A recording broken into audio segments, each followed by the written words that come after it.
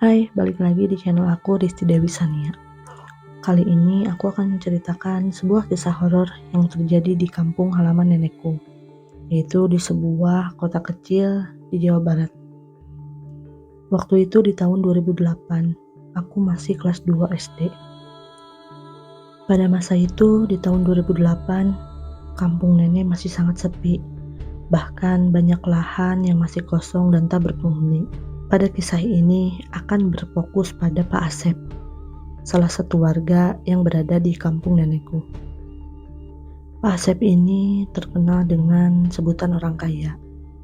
Iya, karena dia di tahun segitu sudah mempunyai banyak rumah dan juga mempunyai warung yang sangat laris. Warung Pak Asep ini sangat laris. Kenapa laris? Karena warung Pak Asep ini sangat komplit. Jadi banyak sekali pelanggan Pak Asep yang selalu berdatangan. Karena warungnya tak pernah sepi pengunjung, Pak Asep memutuskan untuk menutup warungnya sampai pukul 11 malam. Iya, satu-satunya warung yang tutup sampai malam ya hanya warung Pak Asep. Karena warungnya sangat laris dan Pak Asep mempunyai cukup tabungan, beliau memutuskan untuk membeli sebuah lahan kosong. Lahan kosongnya ini sangat luas dan memanjang. Sekitar ada 6 rumah yang berhadapan langsung dengan lahan kosong yang akan dibeli Pak Asep tersebut, termasuk rumah Pak Asep itu sendiri. Setelah membeli lahan kosong tersebut, Pak Asep membongkar benteng yang menutupi lahan kosong itu. Karena sebelumnya warga bergotong royong menutupi lahan kosong itu dengan triplek kayu. Kejadian itu tepatnya di hari Kamis, yaitu malam Jumat. Seperti biasa, Pak Asep mengundang temannya, yaitu Pak Irwan dan Pak Arman, untuk menonton bola di warungnya. Ya, sembari menemani Pak Asep untuk menjaga warung. Waktu itu Pak Arman dan Pak Irwan membawa sarung mereka masing-masing dan bersiap untuk menonton bola di hari itu. Agak aneh tampaknya di hari itu, karena Pak Irwan sendiri merasakannya. Bukan karena cuaca yang dingin ataupun karena seramnya malam Jumat, tetapi karena pemandangan di lahan kosong itu. Rasanya sangat aneh, nampak sedikit menyeramkan. Yang tadinya warga melihat hanya dinding sepanjang jalan, sekarang harus melihat berbagai pepohonan di lahan kosong yang sangat gelap itu. Tapi karena mereka bertiga asik menonton televisi, akhirnya perasaan takut itu ditepis perlahan. Waktu menunjukkan pukul 9:30, namun Pak Irwan merasakan ada hal yang aneh. Ketika dia menyadari sedari tadi tidak ada satupun pembeli yang datang kepada warung Pak Asep. Namun ketika melihat teman-temannya, yaitu Pak Asep dan Pak Arman yang biasa saja, akhirnya Pak Irwan menepis segala ketakutan yang ia rasakan malam itu. Malam semakin larut, udara semakin dingin, dan pemandangan di lahan kosong itu semakin menakutkan. Akhirnya acara bola di televisi berakhir.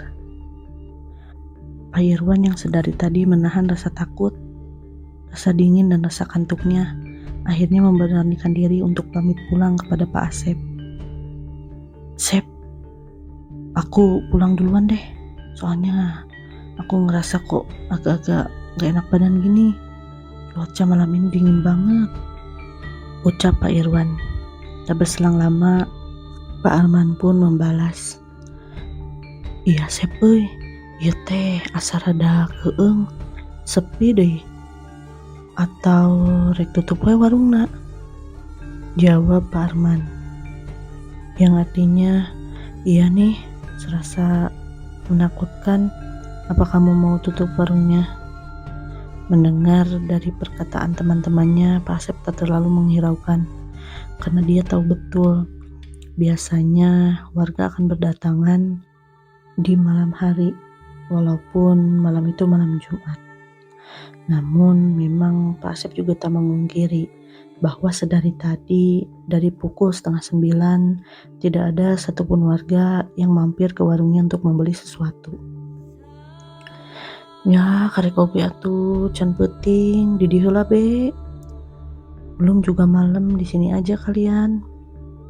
Mendengar perkataan itu, sontak kedua teman Pak Asep ini menggarukkan kepala, tandanya mereka sebenarnya tidak mau. Karena Pak Asep mengerti dengan keadaan teman-temannya, akhirnya beliau mempersilahkan teman-temannya untuk pulang ke rumah masing-masing.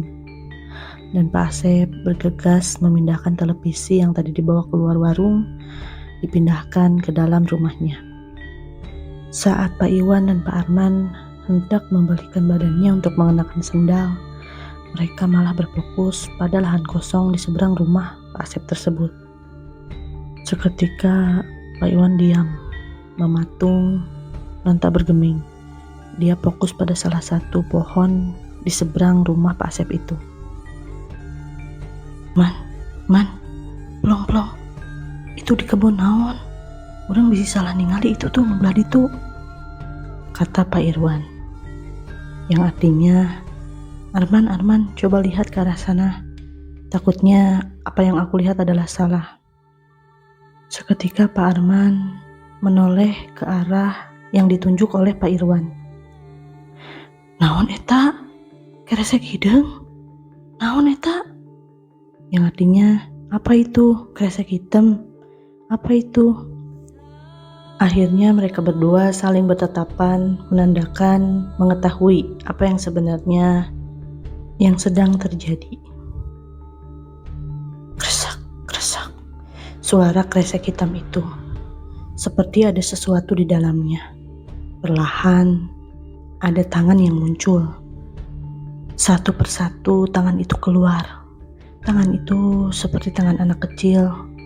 Namun anehnya tangan itu berwarna hitam legam. Perlahan satu dan satu tangan itu keluar. Tak lama kepalanya pun ikut keluar. Ya, anak kecil itu berkepala plontos dan juga hitam.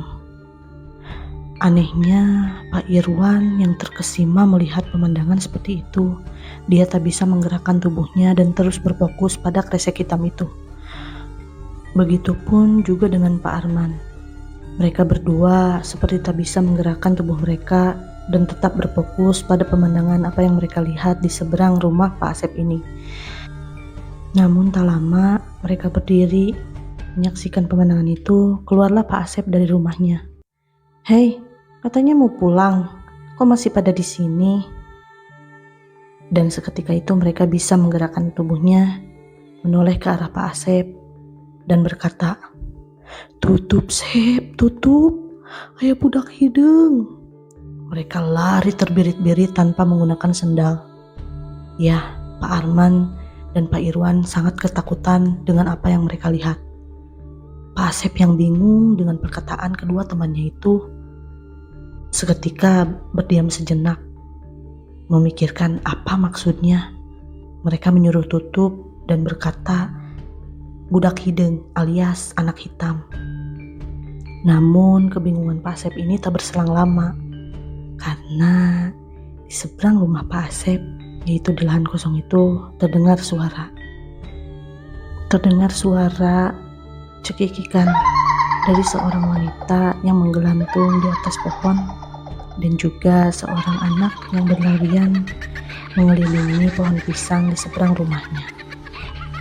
Astagfirullahaladzim. Seketika tubuh Pak Asep bergemetaran. Dia langsung membalikkan badan, menutup loring door-nya dengan kuat, prak, tanpa menggemboknya. Karena keadaan sedang keos, Pak Asep tidak mementingkan lagi warungnya. Yang terpenting adalah masuk ke rumah dan masuk ke dalam kamar untuk melindungi diri dari apa yang sedang dia lihat. Saat itu istrinya tidak tahu menahu dan tidak terlalu mengindahkan apa yang sedang terjadi. Keesokan harinya, warga geger dengan berita adanya sosok budak hidung alias anak hitam di lahan kosong itu di seberang rumah Pak Asep. Berita ini tersebar karena memang Pak Arman dan Pak Iwan yang menyebarkannya. Berbeda dengan Pak Asep, dia tidak membicarakan apapun kepada orang-orang, terutama istrinya, karena takut warungnya akan sepi pelanggan, apalagi di malam hari. Namun namanya warga, jika sudah mengetahui informasi, cepat sekali menyebarnya.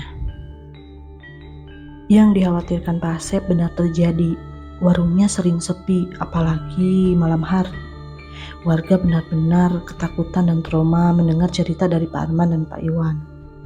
Mereka juga tak berani melewati jalan itu jika sehabis maghrib tiba.